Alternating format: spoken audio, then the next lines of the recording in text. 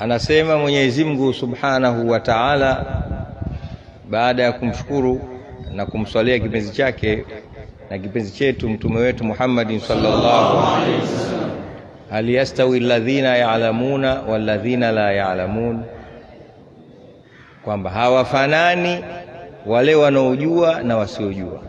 Hali hapa haina maana ya kuuliza, bali inathibitisha, kwa maana kwamba siku zote anayejua na asiyojua hawa ni watu wawili tofauti.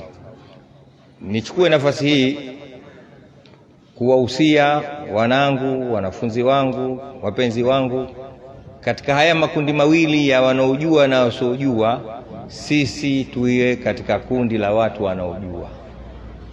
Hususan sisi ni Waislamu. Kujua au kusoma au kuelimika ndiyo thamani yetu.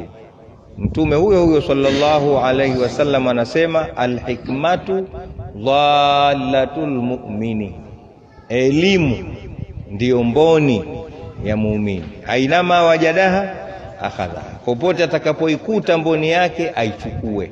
Kwa hiyo mimi na wewe tunatakiwa tuitafute mboni yetu. Mboni maana yake nini? Kile kifaa kinachotusaidia kuona.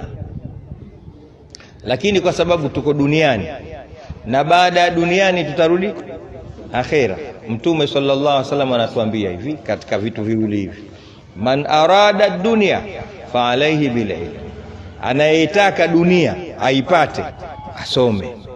Wa man arada al akhirah, na anayetaka akhera basi pia naye fa alayhi bil ilm, asome. Wa man aradahuma jamia fa alayhi bil ilm, na mwenye kuvitaka vyote viwili basi pia afanyaje? Asome. Maana yake nini?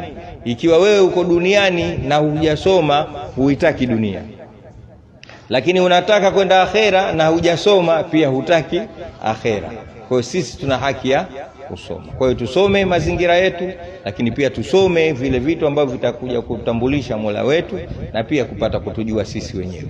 Na kikubwa katika vitu vya kusomwa ni tabia njema, kama tulivyohusiana katika kasida yetu khuluqu islamia, na Mtume Muhammadin sallallahu alaihi wasallam anaihakikisha kazi yake kwamba imekuja kwa ajili ya tabia njema. Innama bu'ithtu liutammima makarimal akhlaq, kwamba mimi nimetumwa ili kuja kukamilisha na kutimiza tabia njema. Wa ma alaina illa albalagh mubin. Wassalamu alaikum wa rahmatullahi wa barakatuh.